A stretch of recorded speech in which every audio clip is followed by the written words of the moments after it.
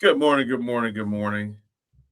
I'm Lucian Graves, host of the Saturday AM Scramble, here with my two guys, Eric to my left, Mike down at the bottom. Guys, how you feeling this morning? I'm good, man. It's game day, so I'm excited for it. It's gonna be pretty fun today, I think. I'm pumped up. There's a lot of big time games today, but I'm angry with YouTube TV because right now I can't watch ESPN or ABC. YouTube TV and Disney being greedy, and YouTube TV not being able to figure it out. And I pay for YouTube TV so I can watch college football, and right now I can only watch some college football, and that makes me upset. I'm with you on that one because I want to get rid of YouTube TV, but I have the Sunday ticket through YouTube TV. So it's like, thanks guys for royally screwing us on some. All we want to do is watch football. That's all we're trying to do. Trying to watch football. That's what we. That's why I have YouTube TV. So like, let me watch football. Like we don't ask for much. Just let us watch football and leave us the heck alone on Saturdays. And you want to take that right from us? It's like, come on, guys. Come on. Yeah. What are we doing here? It's not cool to pull this during the season, that's for sure. No, this is some crap that you pull like in February, like after everything's said and done, when you're like, oh, I don't really care. My membership's over anyways. Yeah. Right. But mid-season, November? And they do this every year.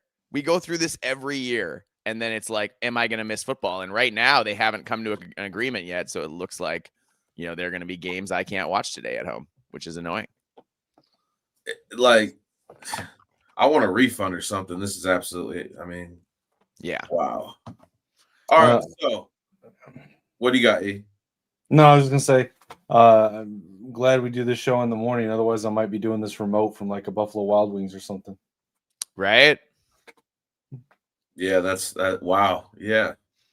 And then you'd have to eat Buffalo Wild Wings, and that'd be terrible. All right. So let's go back to last week. What were the biggest surprises for everybody? Let's start with Mike. You mean other than the fact that I drove 10 hours round trip to Iowa City to watch a game that was over halfway through the first quarter? Other than that? Because that's the biggest thing that stood out to me from last week. That was brutal. That was the low point of the PJ Fleck era. That's as bad as it's gotten in Minnesota football in a long time. So that was embarrassing and also frustrating. And so there was that. But the biggest thing, I'm going to move past my own trauma. The biggest thing for me was both Texas and Alabama just escaping by the skin of their teeth. Oh, they flirted with disaster, both of them last week. So that was interesting to watch them both of those teams kind of struggle. And Oregon was never in danger of losing, but they also struggled a little bit.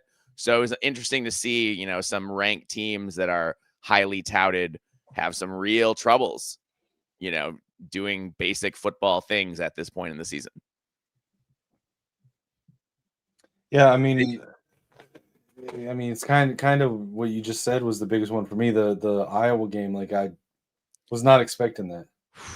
I absolutely was not expecting that. And it was just ugly, man. I know. I had a front row seat. Yeah, and then like Bama struggling, Texas. Arch is still out, I think. No. I saw something last night saying that he was out. I got a report last night that Arch is expected to play today. We'll see. But no, for me, as far as like with my team, the biggest surprise for me was in some ways the response to the win that I seen among our own fan base. It blows my mind how people can still be negative after a win. Thank you. I say this all the time. Like, enjoy. If you can't enjoy the wins, then what are you doing watching college football? Like, at all? If you can't enjoy the wins, I don't know what we're doing here. Yeah, it's like people expect it to be like a video game where every win is like this big clean blowout win or something. It's not. It's college football. It's not professional football. Like, it's gonna be ugly. Yeah, But it's a bunch of winning 18 is to 24-year-olds. It's gonna be winning is one of the hardest things to do on the road in college football among any sport. And like, Yep. if you win, that's what matters. Yeah.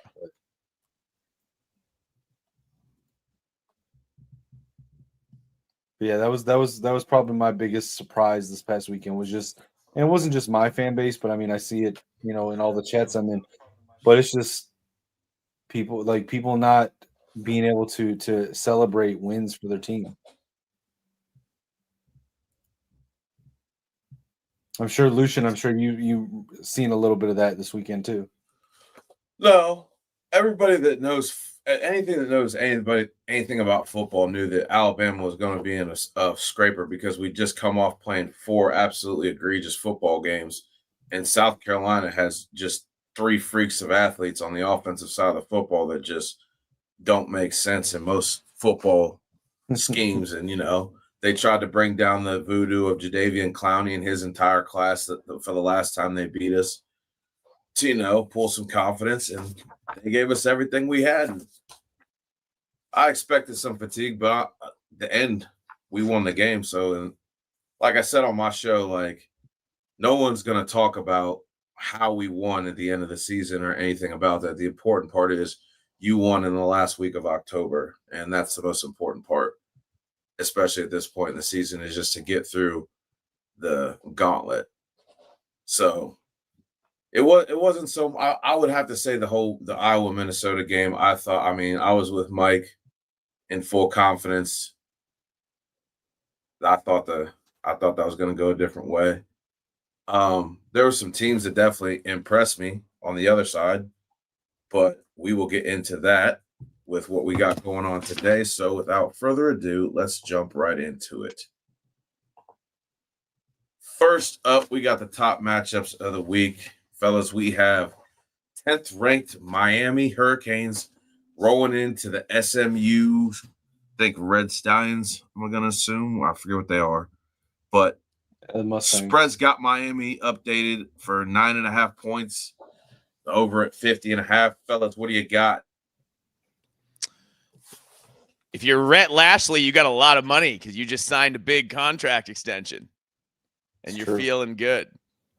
So it'll be interesting to see if that plays over, if that kind of momentum and that excitement of that contract comes into, if his coaching is just a little sharper this week. If he's just a little more on his game this week, feeling good about that. But this is big. If Miami is going to continue to be in the pole position to make a playoff run, a serious playoff run, a serious national title run, they have to win this game. Because you go to 2 losses, you're in the ACC, your seeding, then you have to win out, and your seeding is, who knows what that is. So I feel like Miami has a lot of pressure on them today. But I really like Miami's weapons. I know SMU has some too, but I just like Miami's better. I think Malachi Toney is just unbelievable. Miami probably runs the ball a little better. And with SMU, I just can't get behind their quarterback. I just can't get with him. I know he has his moments where he's good, but we've seen him be really bad too in big games. So I think Miami's going to win this one, by a couple scores for sure. Yeah, I'm right there with you, man. I think SMU's a decent team. Like they're a good team, but as you said, they're both good, but Miami's explosive. I think they have the skill players that can really just take one down all the way down the field anytime, any given play. I don't feel like that when I watch SMU. And I just don't think that SMU is going to be able to match up defensively well with them. I'm going to take Miami 37-20. Yeah, I think if SMU is going to have a chance, they need Carson Beck to throw a bunch more interceptions, and I just don't know if he's going to do that again. I just don't think he's going to have that bad a performance so soon after having a poor performance. I think he bounces back and plays better this week. Right. Yeah, you know what? I think Miami's coming off of an interesting time in their season. They know they have to perform to get in the playoffs because as of right now, The ACC is looking really tight above them. I do like SMU's offense at times. I think they can put up points on the board, but I think this game is going to be this game's going to mean more to Miami, and I have not seen SMU play overly confident at home. If that's the best way I could put it, they don't really defend their home turf as well as you would expect. So I would say give me the Hurricanes 35-21. Yeah, I'll say 38-17. I think Miami's on a mission. I think they got to prove something to stay, to continue to rise in the rankings and get to where they want to get, which I'm sure they're eyeing one of those playoff buys, if they can still get there. So yeah, they got to win. And they need some style points along the way, I think. What's sitting as of right now, they are down pretty far in the ACC. Duke's above them, SMU's above them, Louisville, Pitt, Virginia, and Georgia Tech. So I don't know how that's gonna. So they basically have to win this game, and SMU, this being a conference game, I mean, it's gonna be huge for them. But so we all got Miami in that one because I mean, let's face it, if the Hurricanes lose that's the end of their season. Yeah. Abruptly, they're done. Moving on. We got 2-6 West Virginia Mountaineers rolling into the red hot Houston Cougars, I think. 22 ranked. Yep. They are a 12.5 point favorite. Fellas, what do you got to this one? Talk to me. I mean, this one's pretty simple for me. I think Houston's on a roll right now. They're heating up and getting better, and I feel like West Virginia's going in the opposite direction. I think this is a good bet to take to go over the spread. I think that Houston's gonna take this, say like 32-15. I just don't think West Virginia is going to be able to stop Houston right now. Yeah, no, I fully agree with you. I look at West Virginia, and it's a Rich Rodriguez offense. And in a Rich Rodriguez offense, you expect there to be big numbers, especially in the running game. And West Virginia's leading rusher has 243 yards on the season. And it's not like they're ripping it up throwing the ball either.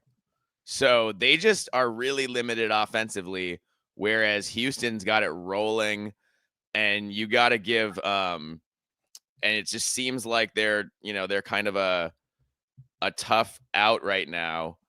And I just think that Willie Fritz is just a great football coach. And he's not getting talked about this cycle, but if enough jobs open up, you know what I mean, in the SEC or the Big Ten, if enough jobs open up and then or the ACC or the ACC, sitting head coaches get plucked. I'm not saying he won't stay at Houston and do a great job. He's obviously doing a great job, but he might be a guy athletic directors reach out to and say, hey, are you interested in, trying to compete for a national title or something, Yeah, I completely agree with that. I would say that, when I was doing research on this game, I saw little to anything that gave me any confidence West Virginia was doing anything positive on any sides of the football. I like Houston big in this one, 38-13. Yeah, I'm going to say 41-17 Houston. Mike, I like how we stay in like a 3-point. Our scores are like in a 3-point differential most of the time. I like that. I know it happens pretty often. It does. E, what do you got for your score on that one? On that one, I gave 32-15. All right, yeah, 15. so we're all pretty much interesting. That's a hard number to get to. Yeah, It's, but you I can think do it. if anyone's going to do it, it's going to be Rich Rod. There you go. I like it. Do you think Rich Rod will eventually turn it around? I feel like he will. He did a really good job at Jack State. Listen, I'm a little bit biased on Rich Rod. Okay. Yeah, I suppose. My problem with Rich Rod is that I don't feel like I don't feel like his offense. It was at one time it was the most innovative offense in college football, Yep, and I don't feel like it's kept up with college football. that's fair. You know what I'm saying? Like it still feels largely like the same offense he was running 15 years ago. Yeah. And I just feel like it doesn't hold the same I don't know the right word. It doesn't have the same fire that it had before compared to where the game is with all these other offenses. Yeah. I don't believe in it unless he can modernize his offense. I don't think so. Okay. Well, we'll see in the next couple of years if you're right.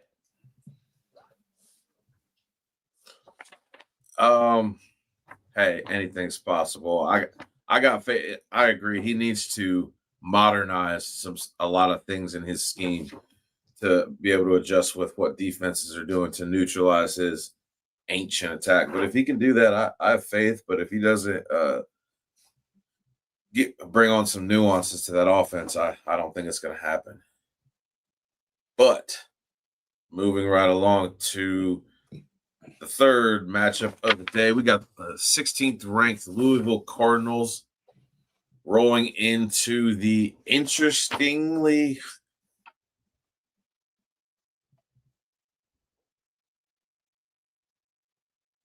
Is it just me or did Lucian just freeze? I think Lucian froze.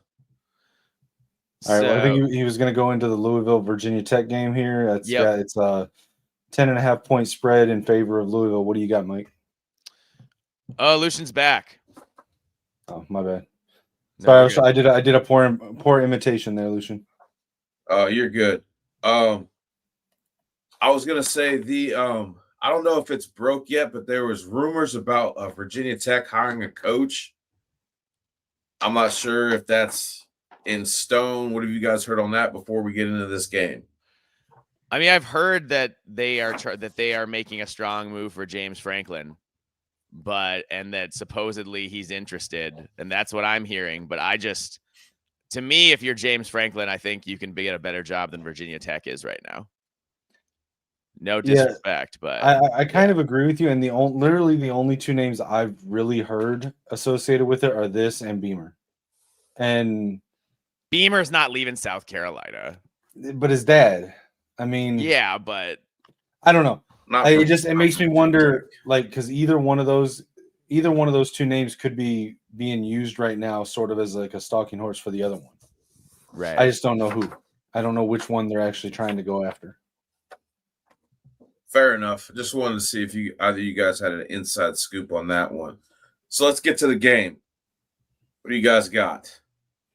Mike, let's start with you. Let's reverse this order real quick. I mean, I think Louisville's got to be careful here. You know, Virginia Tech is playing a little better.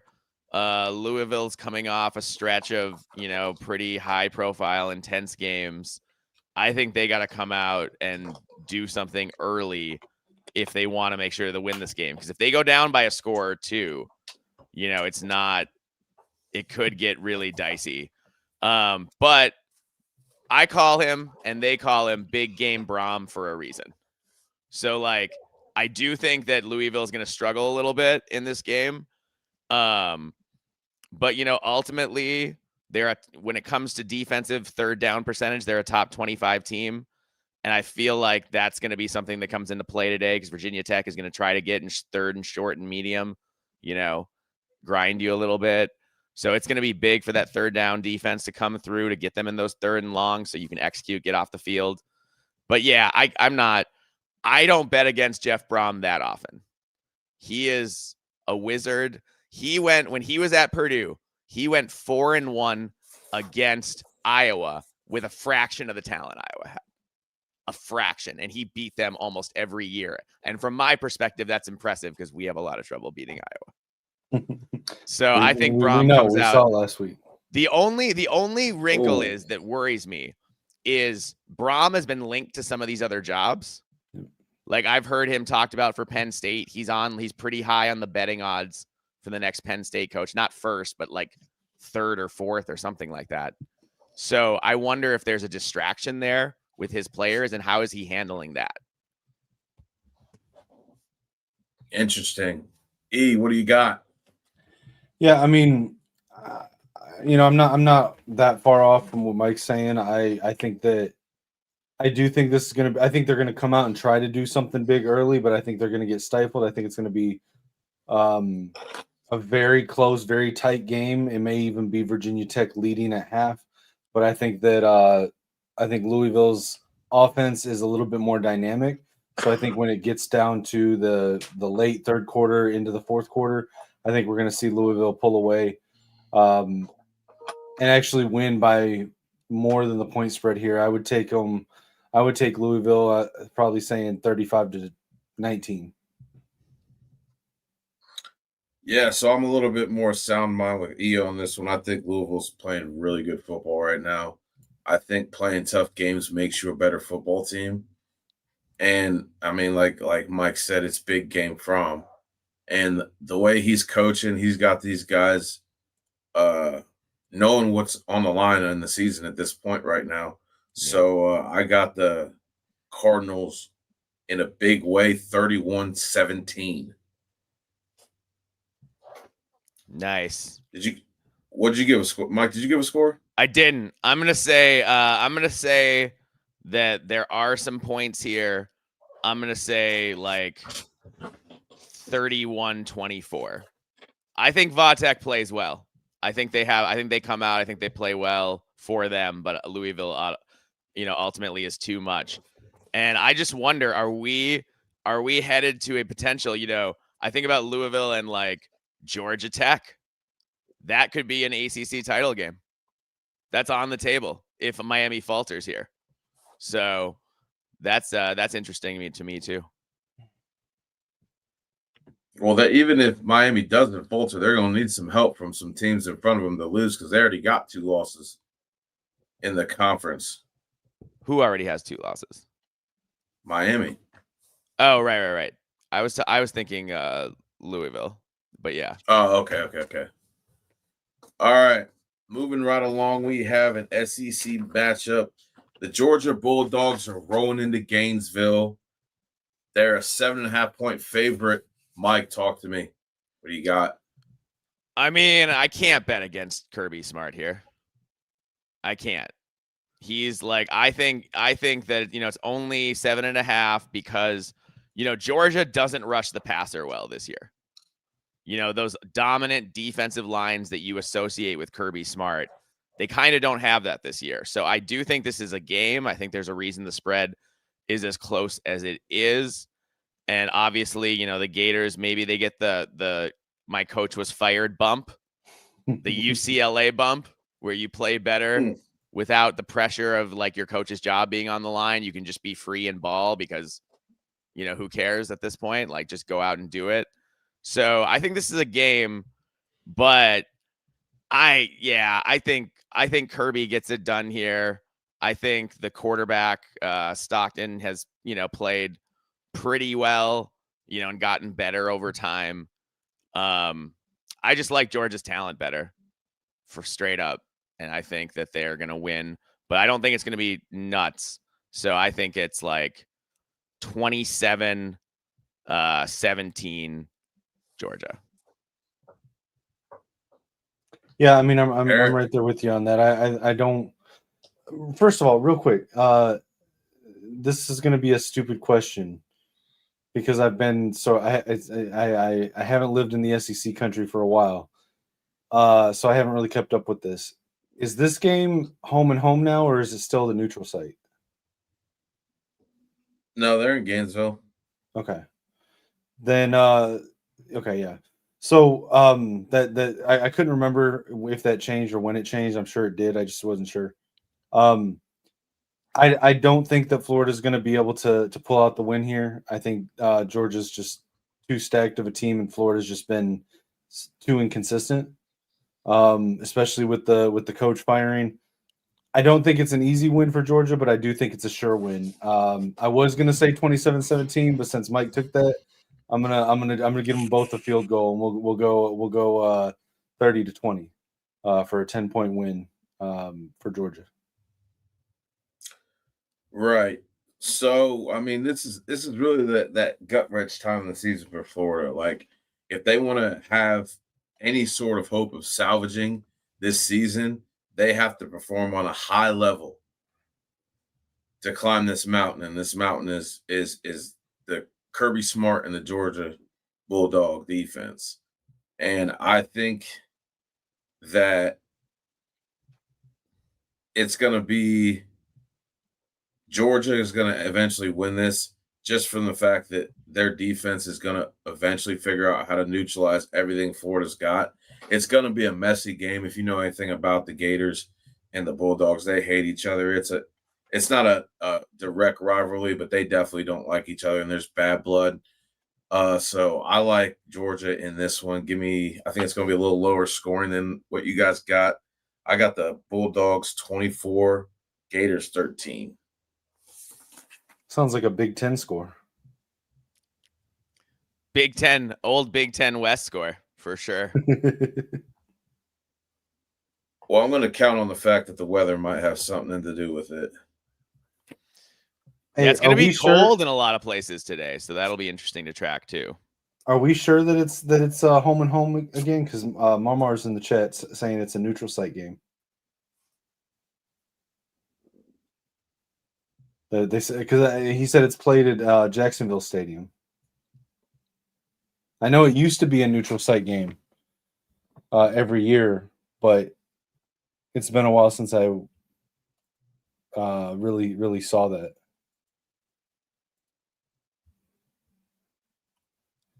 By the way, shout out to Keegan and Marmar in the chat. It's my guys. Right on.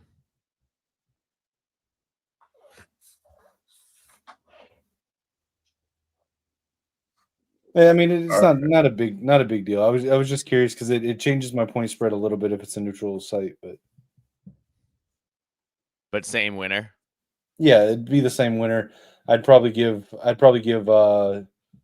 Georgia another touchdown or less if it's a neutral site. Marmar says this is the last year it'll be neutral site. Oh, interesting. You know what? I'm actually for that because I don't like neutral site games, honestly. I feel like college football was meant to be played on campus. Oh, I agree.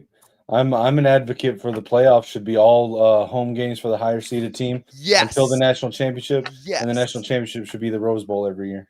I would love that. I'm for all of that. Like, obviously, as a Big Ten guy, that's probably not surprising to you. But yeah, that's great stuff.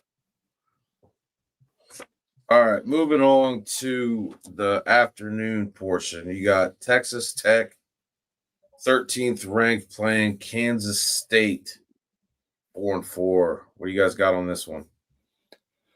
I think it's I think Texas Tech is going to be rolling again. They want to stay in the conversation for the top of the Big 12. I think they got embarrassed with that loss, and I just think that Kansas State's been disappointing this year. I don't know a better way of saying it. They had a lot of expectations. Kansas State was my preseason pick to win the Big 12, and we can see that that's not going to happen. I think this is a Texas Tech win. I'm going to say it's probably a 10-point win, so we'll go 34-24. Yeah, Mike? I want to pick K-State here. They're on a 2-game winning streak, and I think Chris Kleiman's a really good coach. When Avery Johnson is at his best, he can do some things. He's a freakish athlete, not the best passer of the football, but when you put him in positions where he can make plays with his legs, he can do some real damage. So that said, Texas Tech is too tough up front. This is going to be a line of scrimmage game. It always is when you play against K-State. And are your big tough guys tougher than their big tough guys? And I think Texas Tech is. I think they're more than a match for, and they're going to dominate the trenches, that D line especially, and I think that's going to make it hard for Kansas State to score a lot of points. So because of that, I've got Texas Tech winning this comfortably 31-13.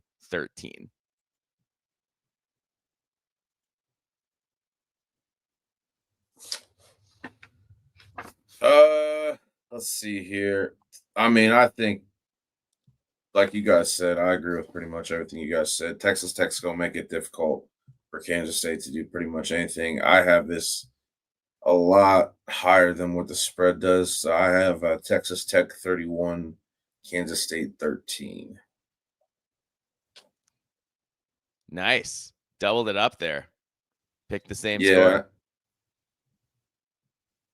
Yeah, you got any other thoughts? No, I mean, I was surprised by the Texas Tech loss. I think it was like week before last, was it? I still think it's Texas Tech winning the Big 12. So I've just got to roll with them. I think that they've shown that they're solid at every position group. I think just their quarterback was dealing with that injury, but I think he's good now. So right on. Okay, so moving right along to another ACC battle, we got the number 15 ranked Virginia Cavaliers versus the 5-3 Cal Bears. Eric, talk to me. What do you got? I mean, I'm going to take the ranked team here. I think Virginia is going to win. I think it's going to be a lot closer than what people are expecting. I would not take that 5.5. I say Virginia is going to beat them maybe 27-24.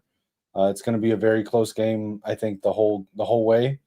But I do think Virginia is able to win on the road. Mike? Yeah, I really like Cal's quarterback. He's just a freshman, Jaron Kiave Sangapulatele. And he is, I mean, I saw it firsthand when they played the Gophers. Like, he has a bright future. I know he's been up and down. He does some freshman things, right? He definitely does. He throws some picks. He'll throw into coverage sometimes, and you're like, what are you doing? Or he won't always make the correct read and all that stuff. But I think he's getting better. And I think Cal's plucky, and this game where Virginia has to, travel across the country to play them in their house, I'm picking the upset here. I think the Calgorithm gets to bowl eligibility. I think they shock the college football world in a game where I like both quarterbacks, but both quarterbacks throw picks. Yeah. And so I just think at home, even though they don't have the best, they have a great online fan base. They don't have a great in-person fan base, but I think just that travel piece gives them a little bit of an edge.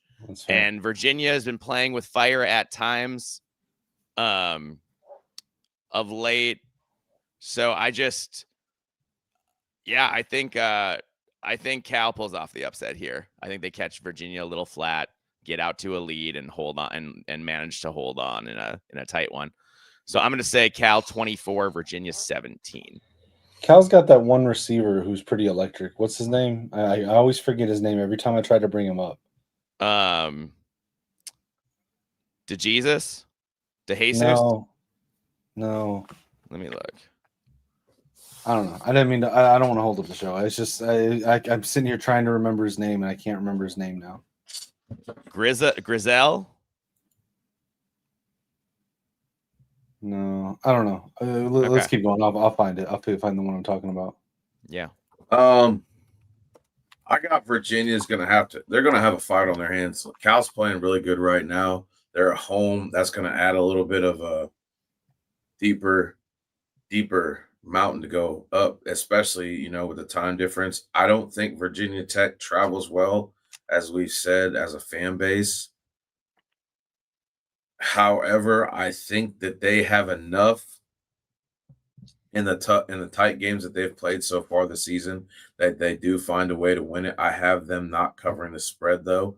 I have them winning it 28-24. Desmond James, that's the guy I was trying to remember. All right. All right. Moving right along to the nightcap.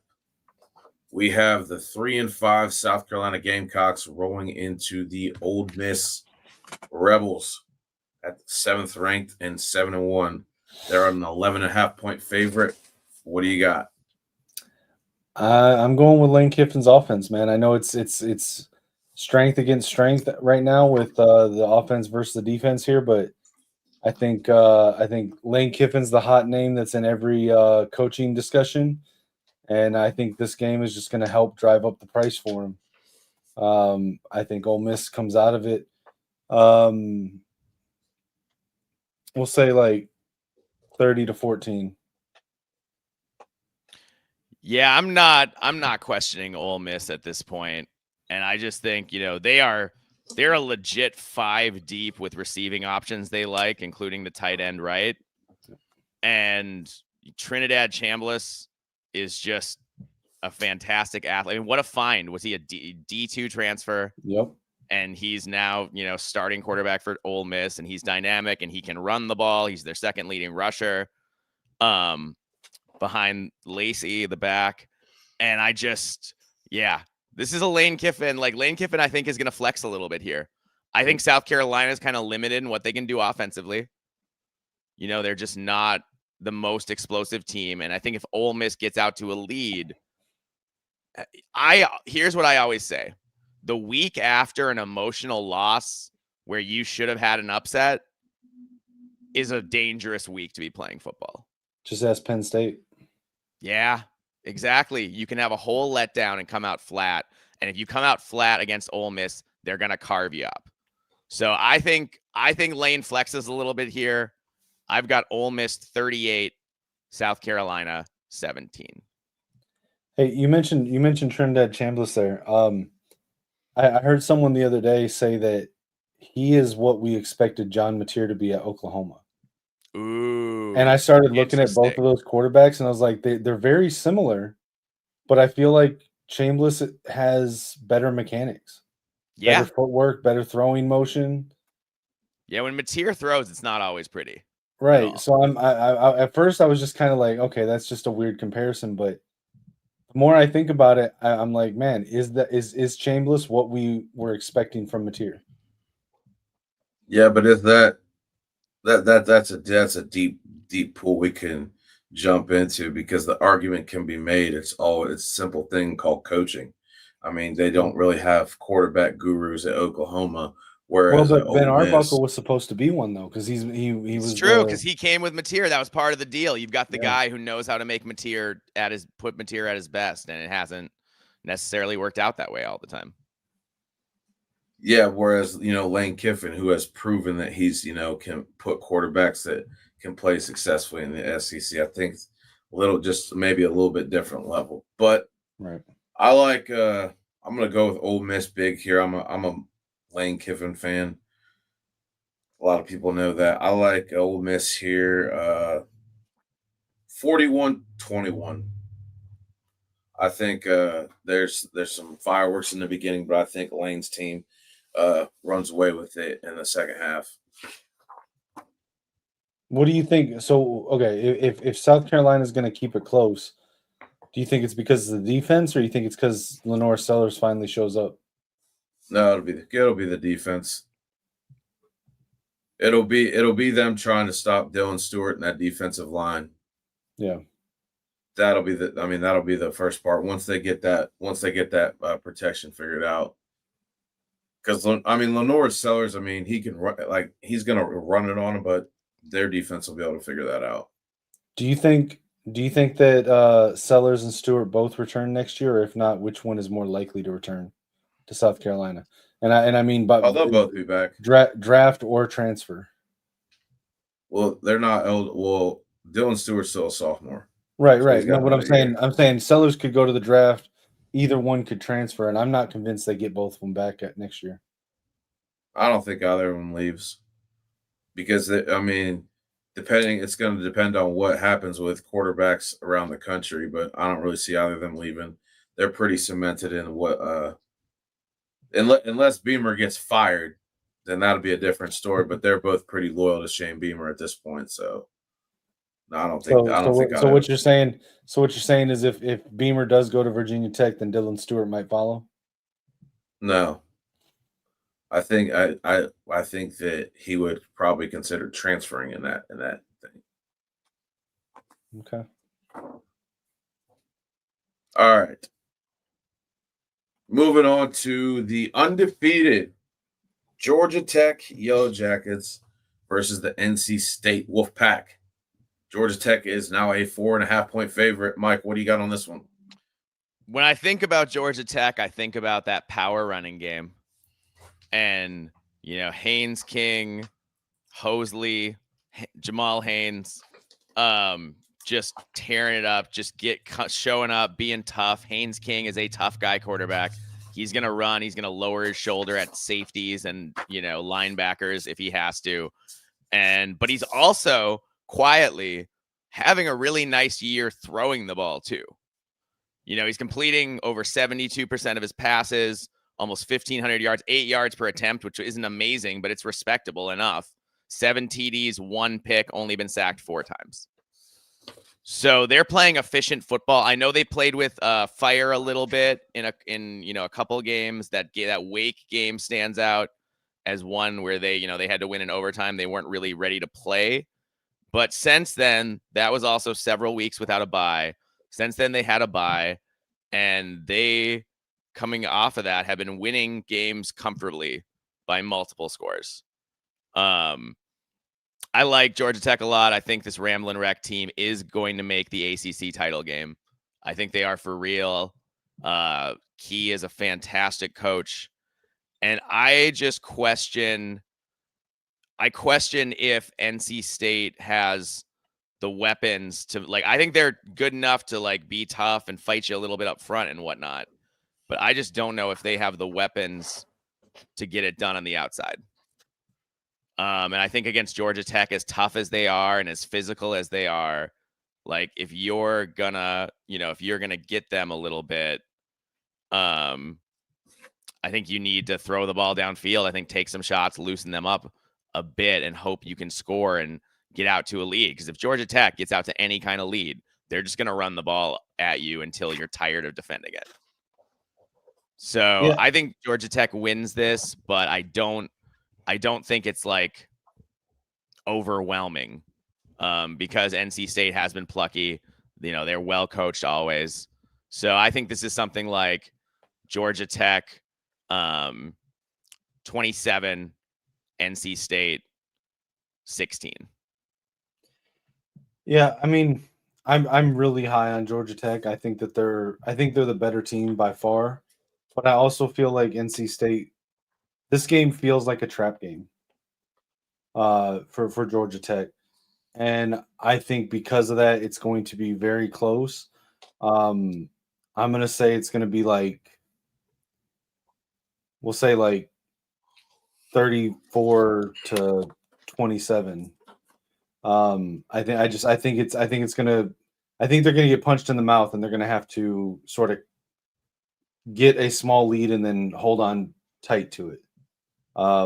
It just feels like a trap game. Maybe that's just me, but it just feels like a trap game. It's just you, dog, because I feel the exact opposite. I think the Yellow Jackets, they were my favorite team coming into this year. I've been a huge Haynes King fan. I love what they got going on in their offense. They got a gritty defense going on. I think they roll big here. 42-24. Give me the Yellow Jackets in a big way to put a statement that the ACC is the Yellow Jackets. Moving on. We have a Big Ten matchup. The number 23 ranked USC Trojans go into the freshly renewed contract of Matt Rule and the Nebraska Cornhuskers. USC is a 4.5-point favorite. Mike, speak to me about this. I mean, these are two teams that need this. They both have playoff aspirations. And if they're going to stay in the playoff hunt any longer, this is Elimination Saturday. So you have two teams that need this really badly. USC, to me, has gotten better and better as the year's gone on.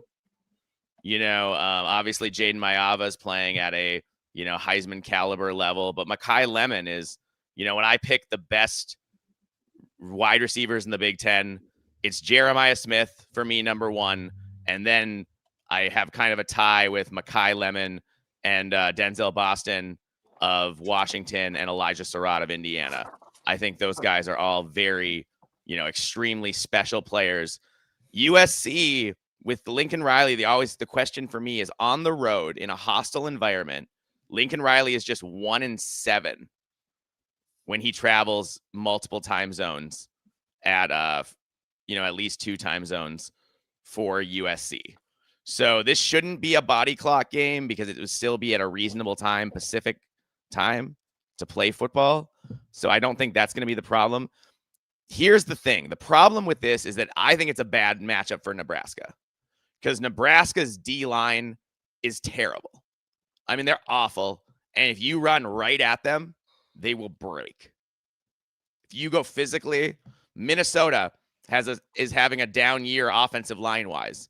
And despite that, just tore them up. And if you look at Nebraska, if you run right at them, like you're doing them a favor if you throw the ball too much because their secondary is really good.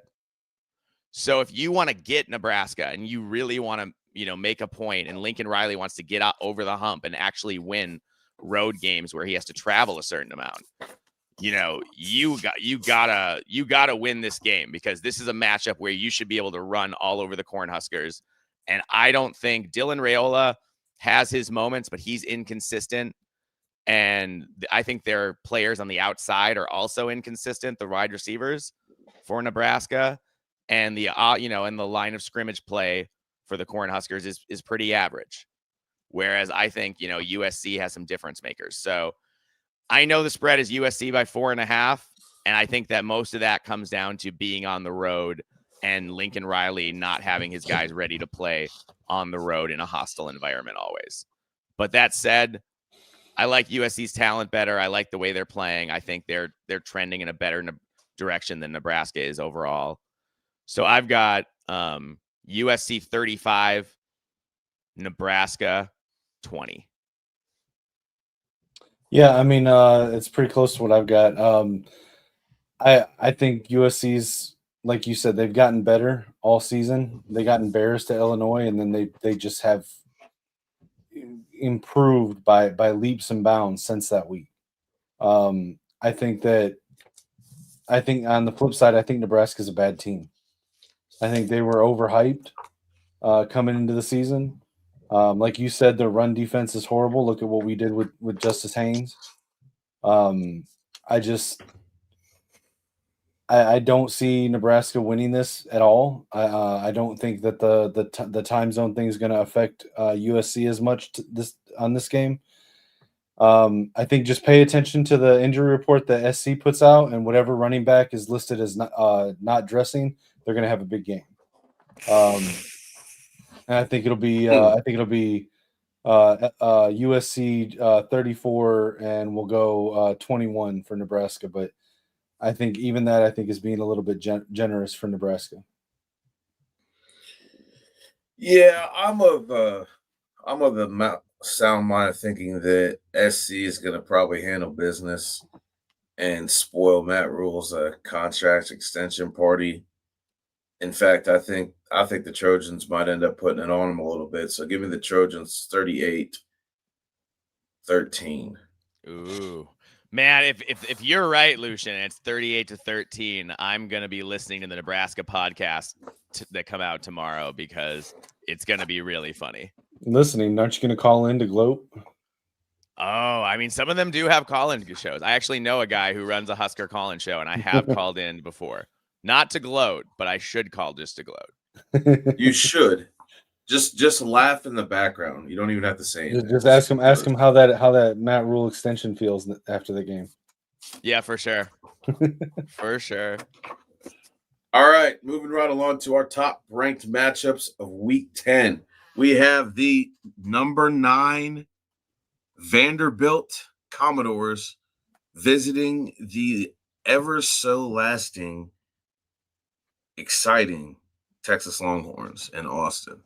Guys, this is going to be a very interesting matchup. I have this as the top game of the day, not for ranking purposes, but for meaning purposes. One, because one guy pretty much announced himself as the Heisman Trophy candidate and the favorite to win it, and has stated that his team is one of the best teams in the country. And to do anything that he wants to do, he has to win this game. And in my opinion, he has to win it pretty convincingly. But on the other hand, you have a guy who's going to be coming fresh off the concussion protocols and be going against a Vanderbilt defense that is hungry. But Arch, in my opinion, has the better defense because Texas defense is playing outstanding football right now. They're about the only reason Texas has that 6-2 record, in my opinion. I think that since Arch is playing, I think that does a little bit something to my original take on it because I was floating the Texas way earlier in the week. But I'm gonna say that Pavia gets one today. I think he pulls the upset just in the matter of what they have the spread. I think Vandy goes in and breaks Arch Manning heart and puts the final nail in the Manning experiment. Give me Vanderbilt 27, Texas 20. What do you fellas think about that? I'm excited for this game. I'm loving Vandy right now. I thought that last week's game was going to be the game to watch last weekend, and it was. Diego Pavia is basically the twin in spirit to Cam Scatabo, just at quarterback, and he is amazingly fun to watch. And I'm not betting against him anymore. Him and his boy Eli Stowers both just got big ratings bumps on the video game and an update day before yesterday. And I'm gonna say they're gonna keep rolling. Pavia is proving everyone wrong, every doubter that's continued to doubt him since last season. And I think Vandy pulls is it an upset if they win? I don't know. I don't think it is, but I think Vandy wins. I'm going to say our scores are right. I mean, right next to each other. I think it's going to be slightly closer because of Texas's defense, but I've got Vandy winning 26-21. But yeah, I think they take down the Longhorns. Mike, this is an interesting game because both these defenses are pretty solid. And both offensive lines, if you look at Pro Football Focus grades, are very below average. I mean, these are not great, offensive lines that are going out there and dominating people at all. And Texas leans on their defense, and Vanderbilt leans on, a little bit also on a plucky defense and Diego Pavia. I mean, he's their leading passer. He's their leading rusher. The whole offense is made out of Diego Pavia, and he is, kind of an electric talent. He's really fun to watch. He's a tough guy. He will throw his body around, even though he's not the biggest guy on the field necessarily. He'll do whatever it takes. And his team, we talk about teams reflect their head coach. I think some teams reflect their quarterback. And I think Vanderbilt they play with that kind of moxie and, borderline arrogance that Diego Pavia has. And it serves them. To this point, it served them really well. So Arch Manning is playing. I don't think he is. They just said he was. When? I just sent you a picture of that. Okay, I haven't seen that because the last update I got last night was that he wasn't. 3 said it last night. Okay. So yeah, if Arch is playing, I think that makes it interesting because he obviously has that dual threat capability. So you have two. Okay, did they say he was playing, or are they pulling a Ravens and he practiced? It said Texas quarterback will start versus Vanderbilt Saturday. Steve Sarkisian tells. But then here's the question: is this an Oklahoma situation where they're bringing him back too soon? Well, here's the thing. I think it might have an opposite effect because it's his head, not his anything physical, him throwing the ball. I think the bump on the head may have actually helped him out. Honestly, like if you guys have ever been like in an actual competition, you don't actually start performing till you really get hit in the mouth. And I think Yeah, it but might getting hit in the actually mouth and jarred getting a some of. concussion are two different things. Hey, I've had both, and to me, getting knocked really, really good, I don't think it scares him. If that's what anybody's going to imply, I think it actually, if anything, it gets him ready for a game like this because Vanderbilt does take cheap shots. Okay. Sorry, Mike. Didn't mean But to interrupt you. Oh no worries at all. No, it's a good conversation. I'm also going with the Doors. I just think that Texas is so inconsistent on offense. Arch Manning is so all over the place in his reads and the decisions he makes, and where that all ends up. So I like Texas's defense a little better, but I like Diego Pavia a lot more than I like Arch Manning. As at least as a college football player. Like I said, like you said, he lifts that team up the same way Scatabo lifts the Giants up, right? Yeah, yeah, and the way Scatabo, lifted up ASU last year. Yep. But yeah, for the sake of argument, let's say he gets hurt and he comes out and he doesn't look good in the first couple of drives, and they put that backup in. That would change if for some reason the backup plays. I think Texas wins this game. Yeah, Caldwell, he looked good. He threw a really nice pass to win that game last week. I thought he looked good from what I saw. And I thought the offense moved a little bit more greasy along the wheels type track than it does along with Arch. His throwing motion certainly looks better. Right. And in this type of a game, there will be, especially if they're expecting Arch, they're going to be, and Texas rolls out the other kid, that's going to throw a wrench in everything. But on 3, I mean, I just read the quote from Steve Sarkisian, so we'll see what happens. Game time starts at noon. Well, but listen, and maybe he does play and start, and I'm not discounting that, but it wouldn't be the first time that a college team says, "Hey, yes, so and so is going to start." They come out and play the first play or the first series, and then they're out the rest of the game. Yeah, we've seen a quarterback go out there and take the first snap, and then the very next play, he's out. Yep. So I don't think Steve Sarkisian's playing that kind of game. Let me ask you guys a quick question. Is the gap between Sarkisian and Clark Lee as big as it was at the start of the year? As far as what? Just as far as a head coach? I mean, I'd rather have Clark Lee right now. If you said who you have to pick one of these coaches right now to lead your program going forward, I would pick Clark Lee. Like, I wouldn't think twice about it. I think Sarkisian's a good coach, but like, he's doing it at Texas. And if you looked at when Sarkisian was at Washington and at USC, it didn't go as well. So I would take Clark Lee if you made me pick.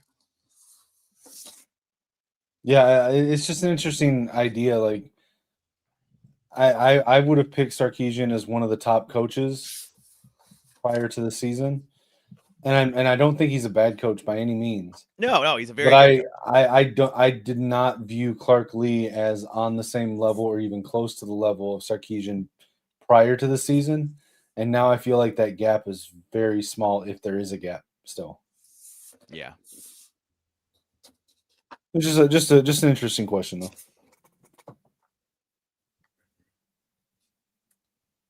Okay, so moving along to the next SEC matchup, we got the number 18th ranked Oklahoma Sooners going into the Rocket Top, 14th ranked Tennessee Volunteers. What do you guys got on this one? I think Tennessee wins a close one. I think it'll be like 29-26. I like it was recently brought up to me how Heupel has sort of not modernized, but adapted his offense to be a little more consistent, a little less spread sideline to sideline and just like I don't know, I like it. And so now like I've went back and watched a little bit from the last couple weeks since that was brought up to me, and I still don't know if Aguilar is a product of the system the same way like Joe Milton and Hendon Hooker was, or if he's like a legitimate quarterback. But I like the system enough that I'm going to take Tennessee at home in a close one, 29-26.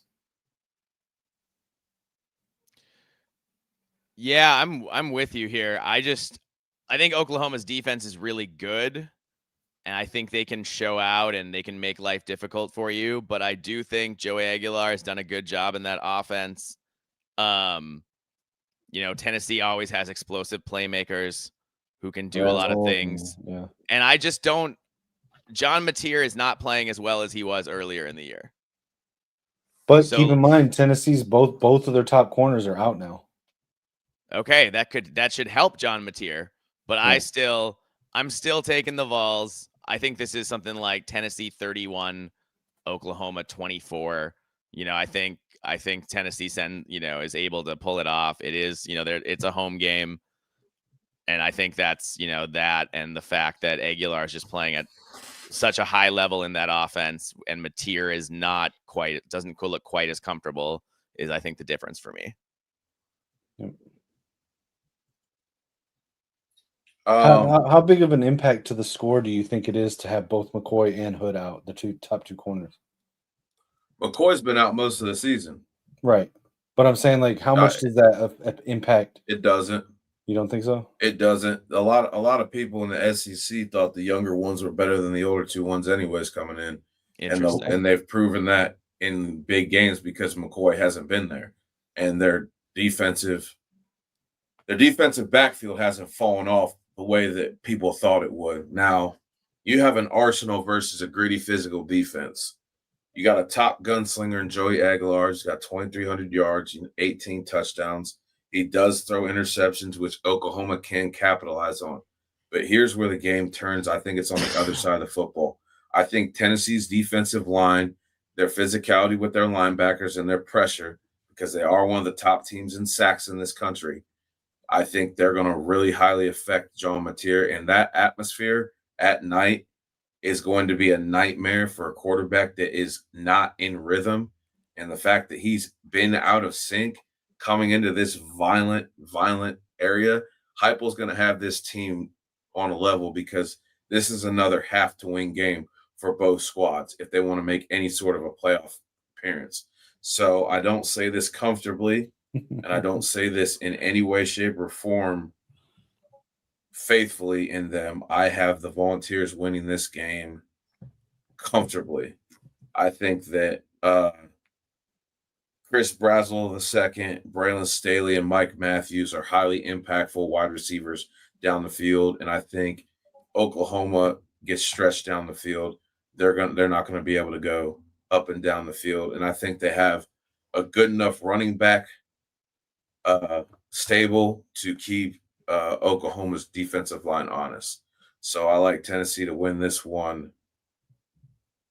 Give me Tennessee 35, Oklahoma 21. Lucian, I got three quick questions for you. First of all, do you think Joey Aguilar's legitimate, or do you think it's the system? Second, No, I'm sorry. Go ahead. Oh, go ahead. I say they're really easy, quick questions. So the second one is your comment about the cornerbacks.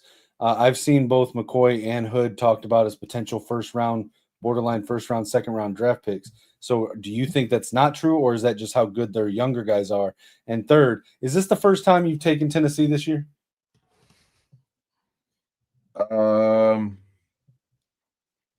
Probably. I don't know. I can't remember taking Tennessee. I don't remember in you a matchup. ever picking Tennessee. But then again, I don't know if there've been a matchup where I actually felt that they were, because I didn't feel like they were going to beat Georgia, so I wouldn't take them that. So I don't know if there'd been a matchup that we would have talked about that they would have been a relevant matchup to take them in, other than us and a couple other teams. But no. The second question, I think that Tennessee has a very good defensive back coach. We've seen a lot of players come out of there And I think it says kudos to what the defensive coordinator has going on in that program. And he has a level to pick guys that can play within their system, because you have to be a gritty defensive back. And that's the one thing I will say. They're a very physical defensive backfield. What was the first one? The first one was, do you think Joey Aguilar is a legitimate quarterback that just was underrated, or do you think he's a product of the system like Joe Milton and Hendon Hooker were? No, because I actually think that Joey, he had arm talent before, whereas those guys were more so developed within the system. I do think that Aguilar is legit in being a very good quarterback. I think the kid's got talent and he's tough. So yeah, I'm gonna pick him today. And yes, you've never heard me pick him, and you'll probably never hear me pick him again. But I just don't feel confidence in anything Oklahoma's got going on right now, especially playing on the road. So somebody clip that's it. why. This is the only time you'll ever catch Lucian on the Tennessee Volunteers bandwagon today. I'm not on the bandwagon. I'm just picking common sense here. Venerables is not going to be able. Venerables is good when he doesn't have to stop a team with a fantastic aerial attack. This team has a very, very formidable aerial attack, so I don't see Venerables slowing it down. Okay. But moving right along, I'm sick of talking about that trash, just discussing putrid Orange School. I still hate them with every fiber of my being. I don't want that to go unnoticed. Everybody that wants to clip this, make sure that's in it. But moving right along to our last top-ranked matchup of the week, we have the number 17 ranked Bearcats of Cincinnati coming in to Utah. 24 ranked Utes. Mike, talk to me about this, please, sir. I just have to point out that if it weren't for a bad interception that Cincinnati threw in the end zone when they were driving down to beat Nebraska to steal that game, if he hadn't thrown that one in the end zone, they'd be undefeated right now. I mean, they were that close to beating Nebraska. So Cincinnati has really impressed me. Brendan Sorsby, he's only thrown that pick he threw in that game is the only pick he's thrown all year. And he used to throw the ball up for grabs. When he was at Indiana, it was like, Brendan Sorsby's there. The D-backs, get ready. Put your gloves on. Make sure they're sticky, because he's going to throw them up for grabs, and you're going to have a chance to get some picks. Not anymore. He makes good decisions in that offense. He also is there. He also runs the ball a lot and does well that way.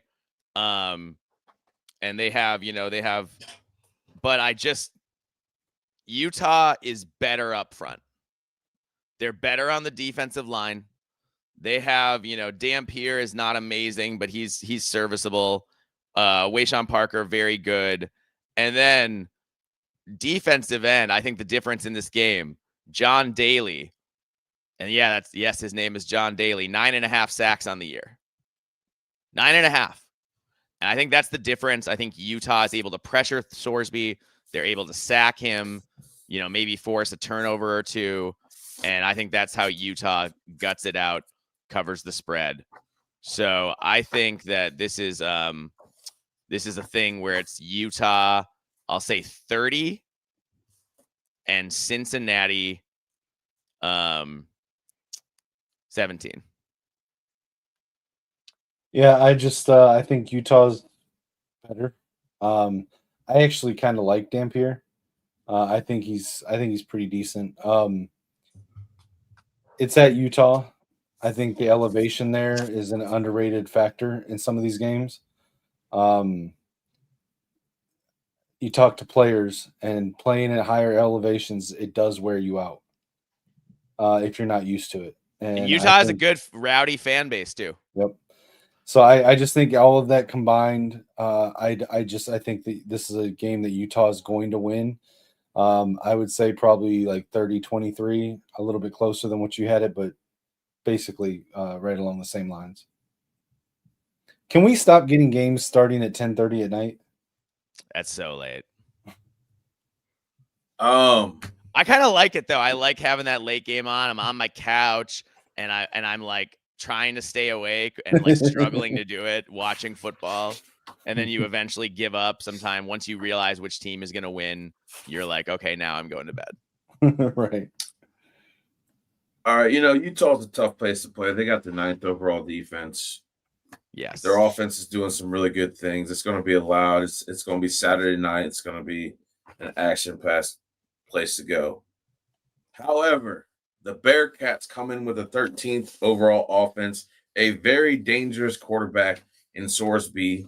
As Mike said, he's only thrown 1 interception. He's got 20 touchdowns. He also is part of their rushing attack on the ground to go along with Evan Pryor and Tawani Walker. They are all averaging and Sorensby over 5 yards per carry. That is very dangerous.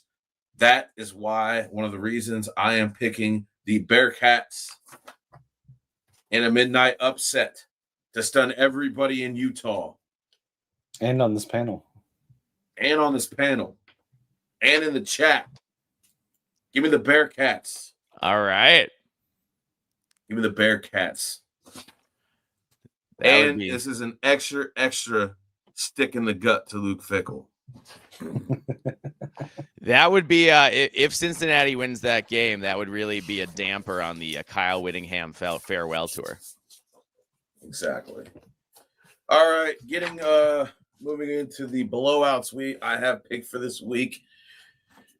We have at noon this is probably the top ranked game coming into the season, but as none of us would have seen this, or else we'd probably be very rich in Vegas right now. The 3-4 Penn State Quiet Lions come into the Columbus, capital of Ohio State Buckeyes, undefeated and the number 1 ranked team in the nation. The spread is now 18.5 points.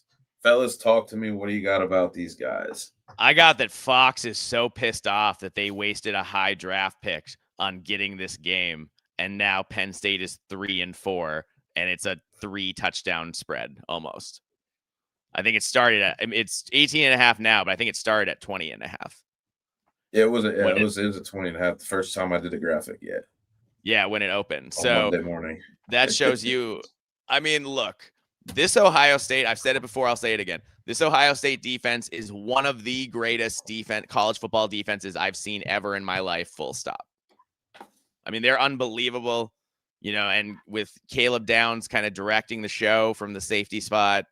I mean, they just have athletes everywhere. And, Matt Patricia, I don't know if he's a great human being, but he's a great football coach. And he is getting the absolute most out of those guys. And then on the flip side, you've got a Penn State offense where Drew Aller's out. And look, Bo Prabula went, he left. And then you're stuck with Grunkemeyer. And I'm not saying that Grunkemeyer is never going to be good, but he's not very good yet. He's not very good now. He doesn't look like, he's got it all together. Like he feels comfortable in the offense. Seems like a lot of Penn State players have kind of checked out. They aren't playing. They're maybe thinking about their draft status or whatever more than they're thinking about football. So I also think Ryan Day is a great coach, and I think he will have Ohio State feeling like Penn State 7-0. He will have that locker room feeling like they're playing in that kind of big game. Well, the motivation for Ohio State is that Jim Knowles is coaching the defense. Well, yes, you took the words right out of my mouth, Eric. Exactly. And Jim Knowles bolted, so it's a revenge game. You can bet that angle's going to be there. So I know that people don't think this is going to be that high scoring game with an over-under of 44.5, but I think the Buckeyes absolutely roll here. So no one has said, other than Illinois, who had 16 points. Ohio State hasn't given up 10 points, double-digit points to anybody else all year. I think that continues in this game. I have the Ohio State Buckeyes 34 and the Penn State Nittany Lions 6. Yeah, I mean the Jim Knowles revenge game. It's not going to live up to the preseason hype at all. No, certainly not. But I will say, I have not been on Penn State's bandwagon all year. Keegan can attest that prior to the season, I did not believe in Penn State. I did not think they were winning the Big Ten. I did not think they were winning the national championship. And Well, since I started coming on this show, y'all know I have not been. I've told y'all that James Franklin and Drew Aller were frauds. I kept telling y'all. Yeah, And, I mean, somebody on this panel picked Penn State to win the national title. Whoops. Who? I Me. just Me. Oh, I was like, it sure the hell wasn't me. That's why I covered my face in shame. But no, I just I don't think Penn State's Wait, good. Didn't you but- also say you thought Franklin was gonna be up for coach of the year and that he'd taken the next step in his coaching? I thought he had, man. He beat us on a fake punt last year. I thought he had changed. I mean, I've been How'd he trying to change? tell y'all all year that their coordinators were better coaches than the head coach. I've not been a believer in Penn State. I'm not going to start now. As much as I hate to pick Ohio State, they're going to win. But I will push back on the Matt Patricia being a great coach. It's pretty easy to look like a great defensive coordinator when you have talent that's way better than every team you play. Like when he doesn't, we've seen what it's like when he's playing comparable talent when he was the head coach for the Detroit Lions. This is what happens when his defense is far and above more athletic than every offense he plays. It's pretty easy to be a good defensive coach with those players. So I'm not going to jump on that train, but the Buckeyes are going to win this. I do think I don't think it's going to hit the over. I think it's going to be like a 42-point total game. So I'm going to say Ohio State's able to get some field goals. So I'm going to say 36-12. As much as I don't, I mean, Penn State, I mean, they're a dumpster fire. I've never really, especially under Franklin, been any faithful that they were going to win any type of a big game. And obviously, my faith was not let down in any shape, way, or form. That being said, I think Ohio State's going to win this one. I think they're going to cover big. I'm also in the boat with Eric in that swimming in a big pond being a shark when there's no other sharks is not highly impressive to me. But I will take the Buckeyes by 3 scores. So give me, because honestly, I don't really think Penn State has anything to offer on the offense. So give me the Buckeyes 42, the Nittany Lions 3.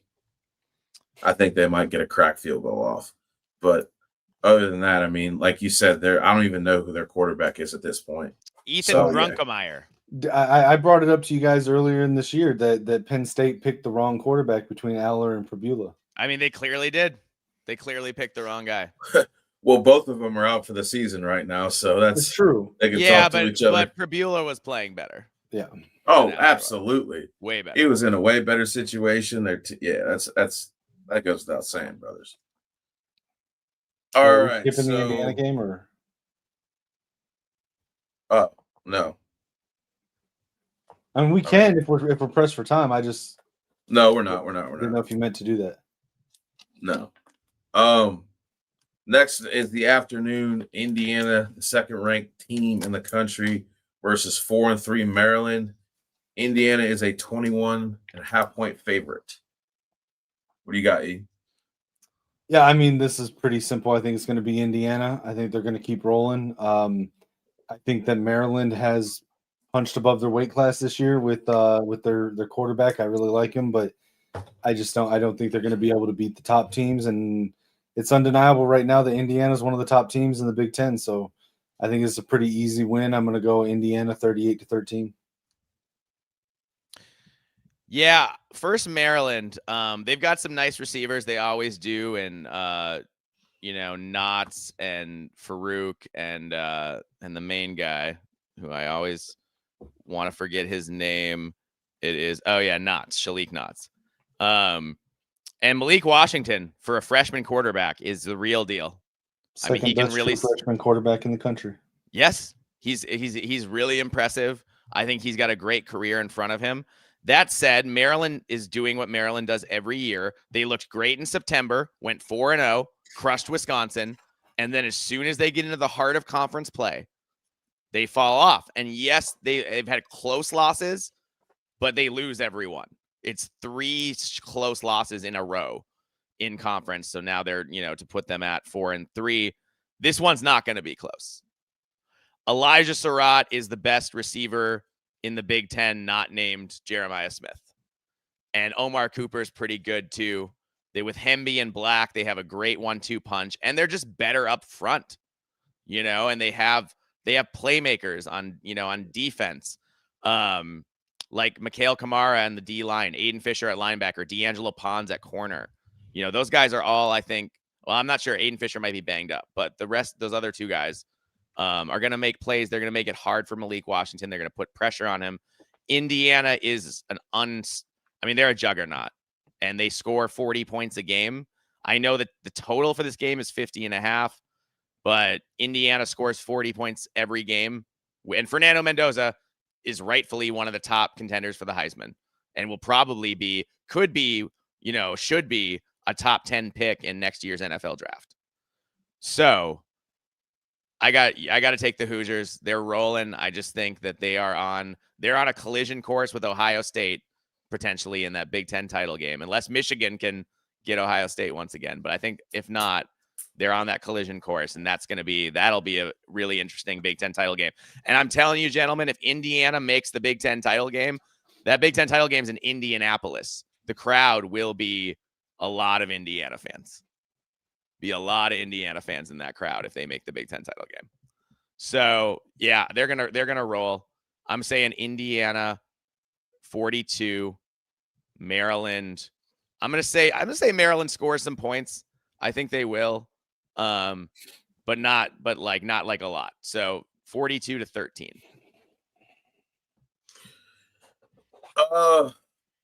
I think this game's going to be closer than a lot of people think it's going to be. Okay. I think Maryland has some very exciting young players that don't get talked about enough, and I think that they're going to be up to this challenge. I'm not saying that Maryland's going to win the game by any standpoint. I just don't think that Maryland's going to beat them like everybody thinks they're going to beat them. So I got Indiana winning the game, but I got the score as a 35-24 victory for Indiana. We got a Maryland's funny got some good. We got a funny Maryland's comment got some good defensive players. Oh yeah. Oh, Hoosiers have great defensive players. We have a funny comment in the chat from Keegan who said, "It's not that Michigan will win; it's that Ryan Day will pull a James Franklin." And I was like, against Michigan, and I was like, yeah, he's done it before. He did it last year, so that'll be when we get there. That'll be interesting as always. All right. Moving right along, we have the most hated team in America, the Notre Dame Fighting Irish, going into the ever suffering 1-7 Boston College Eagles. I think this one's pretty definitive and speaks for itself, but we'll talk about it for a second. Eric, what do you got on this? Boston College is a mess, and Notre Dame's got the easy path to the playoffs. I think Notre Dame's going to roll right through them as if they're almost not even there. It's going to be like a 43-9 game. Do you think when he looks back at his career, Bill O'Brien thinks, man, maybe I should have just stayed at Penn State? Probably. Because it didn't work out in the NFL, and it's not working out at Boston College. 1-7 is brutal. Yeah, I think Notre Dame can name their score here. Well, and on top of that, he was hired as Ohio State's offensive coordinator last year. Then he leaves after he gets hired to take the head coaching job at Boston College. Yeah. And then they win the national championship. Yeah. I forgot about that. I forgot that he originally was the hire. Yep. Chip Kelly was the pivot when Bill O'Brien changed his mind after being after signing on as the offensive coordinator. Boston College is a tough place to win, man. Small private school. They don't have that much backing. Yeah, it's a tough place to win. So yeah, Notre Dame can do whatever they want. They're just going to overwhelm them physically with talent at, virtually every position. Yep. So I think, I think the Irish are going to score 45 plus points here. Well, I'll say 45, and I'll give Boston College, I don't know, 10. Yeah, I'm of sound minded thinking that this is about to be an absolute ponage.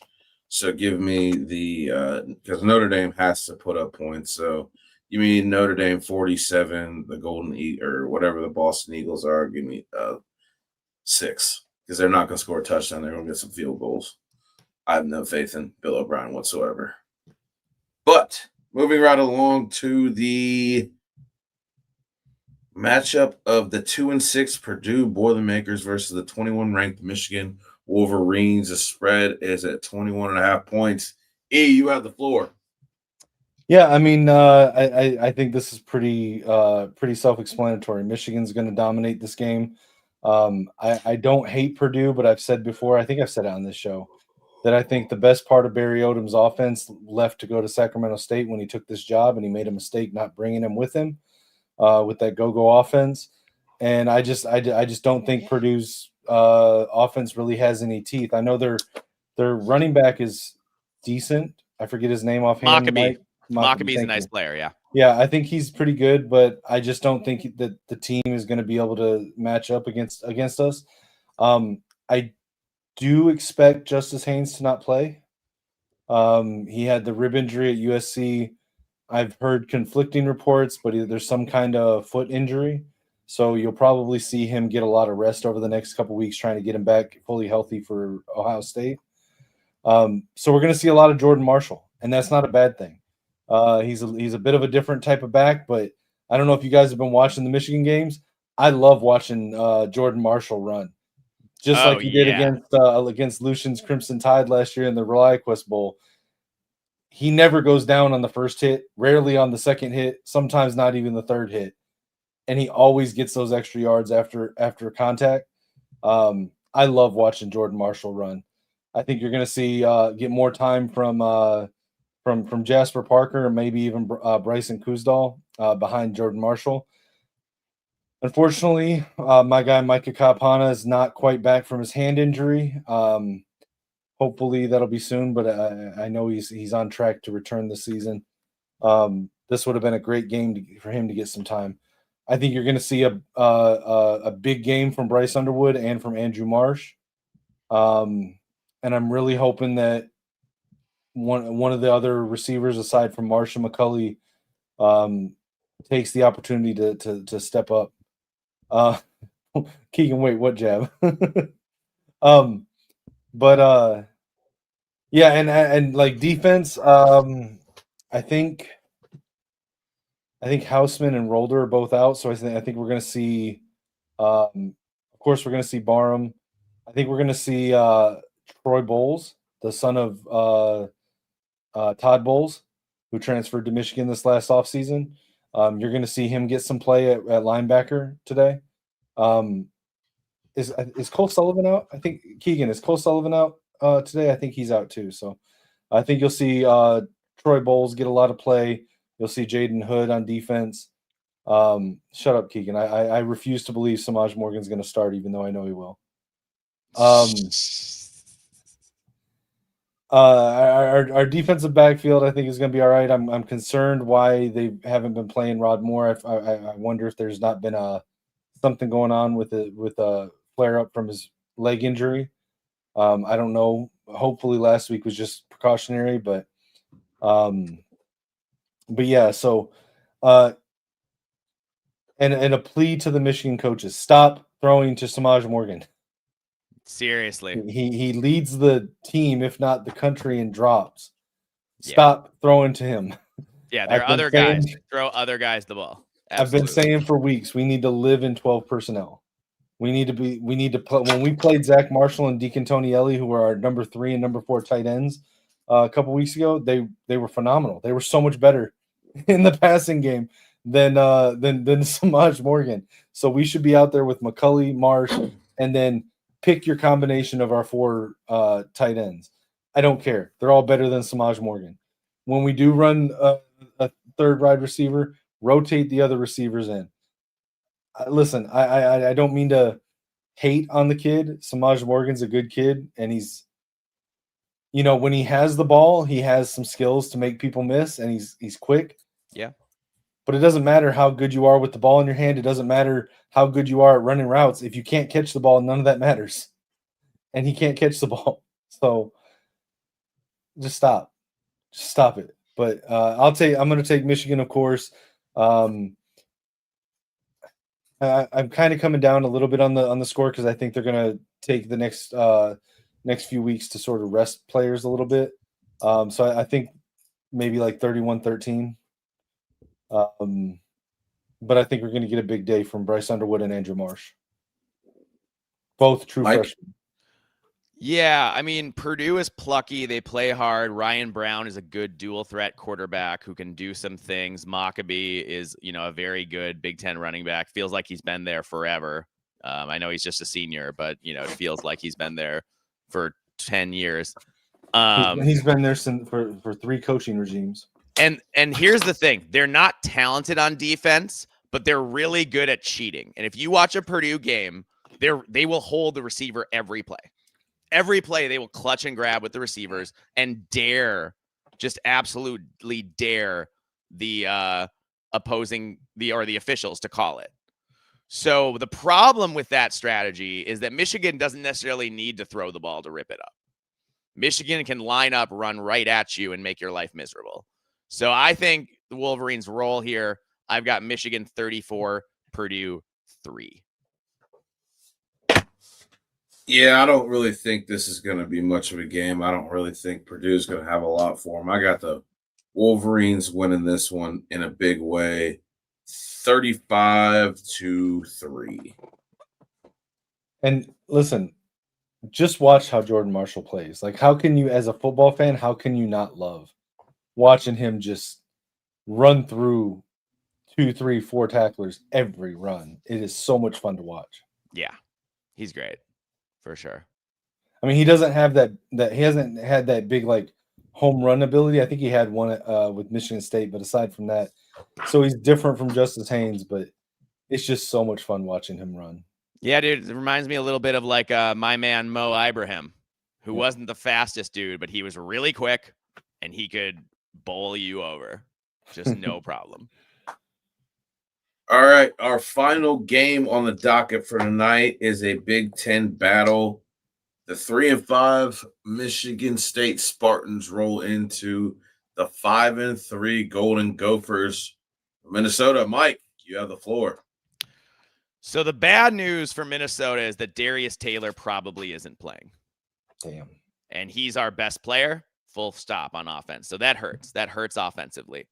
The good news is, the Gophers have been kind of a Jekyll and Hyde team. They're kind of a young team. They've been really good at home and really bad on the road overall this year. And that's been kind of a consistent trend with these Gophers. They do have a freshman quarterback, so it's probably not the most, and some young guys contributing a lot. So it's probably not the most surprising thing in the world that they have been that inconsistent. But Darius Taylor got hurt on the first carry against Iowa last week again. He's only played in 3 games this season. So Minnesota has gotten used to playing without Darius, but the offense, they don't generate as much offense when he's not there generally. So they have to find a way to scheme better. I hope wide receiver Jalen Smith will be back. He's been a little banged up too. He's Minnesota's most dynamic receiver. So if they are going to do what I think they can do today, I think they need Jalen Smith to be playing, especially at receiver, especially with Darius out. We can't just build the whole offense around Darius. The good news for Minnesota is that Michigan State's really struggling. I mean, they can't run the ball. They can't block for Aiden Childs. He's running around for his life back there, trying to get the ball out.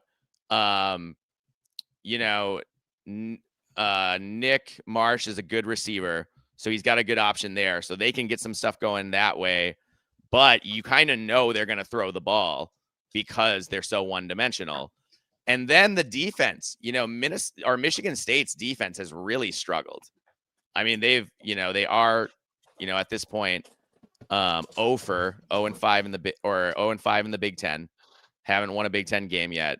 And that Joe Rossi coach defense has not lived up to expectations. They were a little pluckier against Michigan, but that was also bad weather.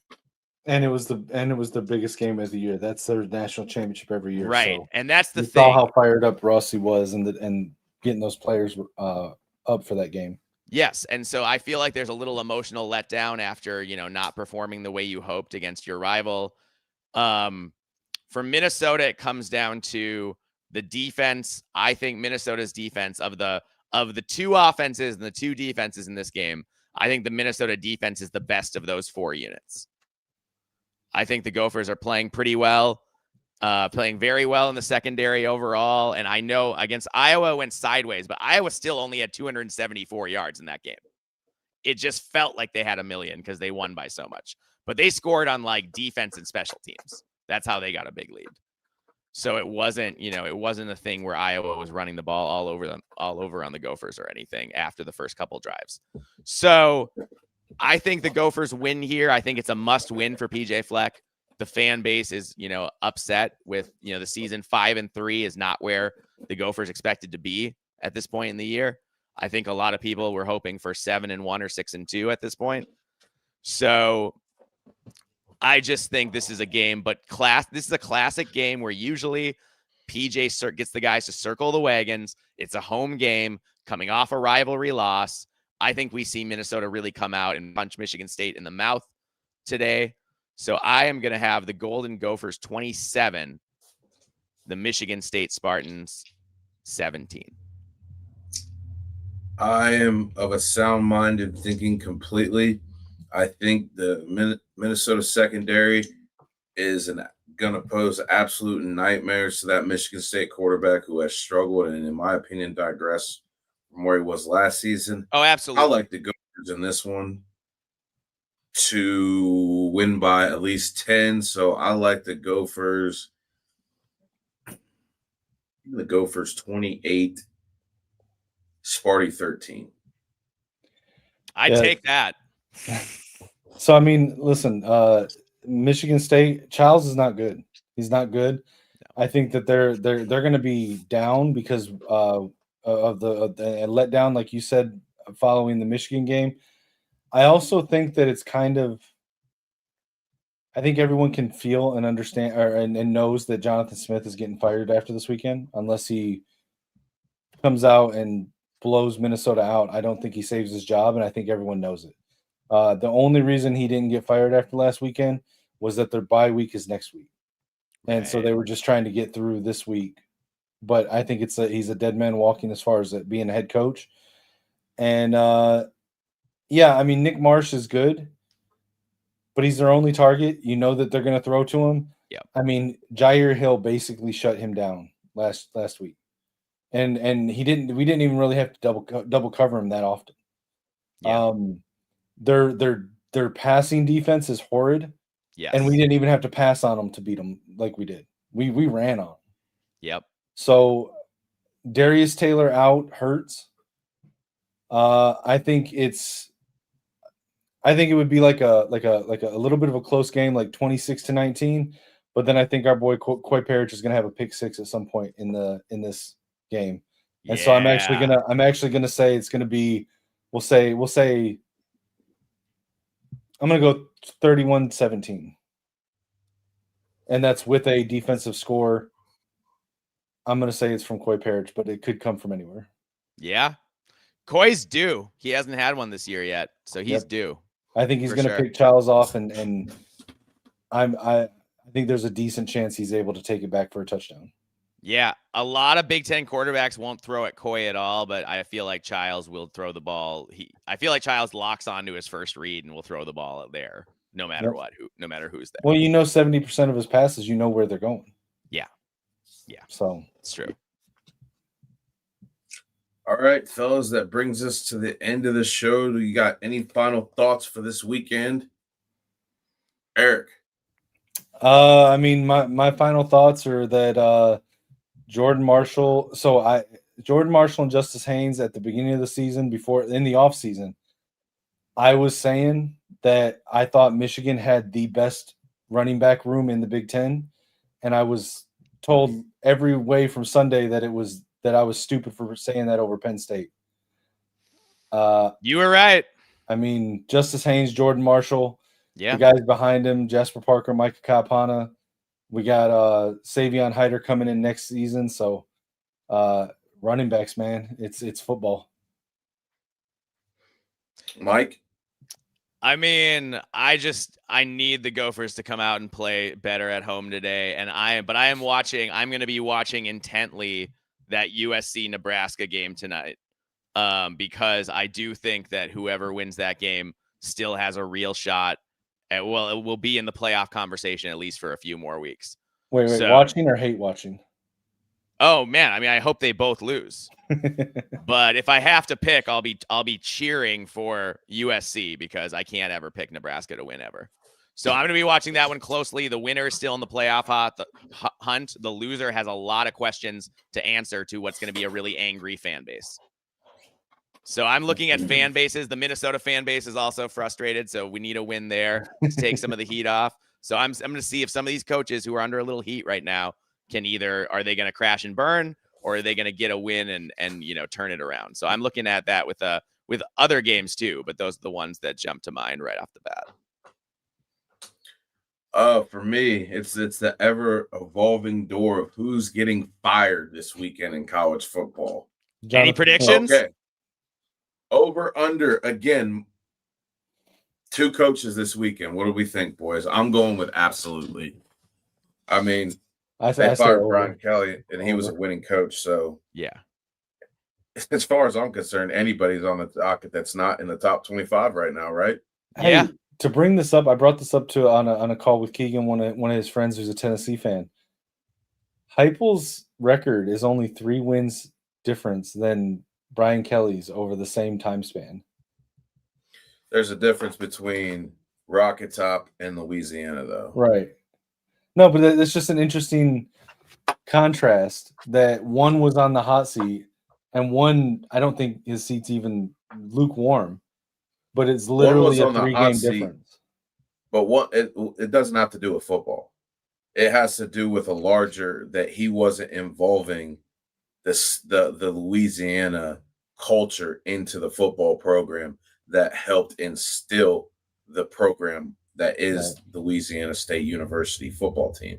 It was the fact that he was alienating with that accent. Yeah, but I mean I think they more so felt that he was making them the laughing stock of college football. And in a lot of ways he definitely was. And especially for the fact that he didn't attend a lot of SEC functions because he didn't feel the need, or where he was just, on beaches when he should have been recruiting. I mean, these are things you can't do in this day and age in college football. So I thought it was the right move. I'm not as you've heard, I'm not a big fan of that guy at all. So I'm glad he's out of the SEC. I know hopefully it makes LSU more competitive. I hope they get a good guy in there to replace him. But on the other hand, I really don't care. But I'm just glad Kelly's gone. Yeah, no, Brian Kelly, I hope he never works again. Bad guy. But we've made it to the end of our show. We've got a lot of exciting football. I can't wait to get back with my guys next week because we're going to have a lot to talk about. Guys, best of luck on your games today. I know there's probably not going to be a lot of animosity. I think you guys are going to both take care of business, but I want to wish you luck. And no injuries at this point. Fingers crossed this season. No injuries. Yeah, agreed. This is crunch time of the season. Yep. But that's all from me. Let's take everybody out with our catchphrases. Eric, what do you got? As always, man, it's go blue. Hail to the victors. Sky Yuma, row the boat. Go Gophers, beat Sparty. And it's roll daggum time for me. I'm Lucian Graves. This has been the Saturday AM Scramble. See you guys next weekend.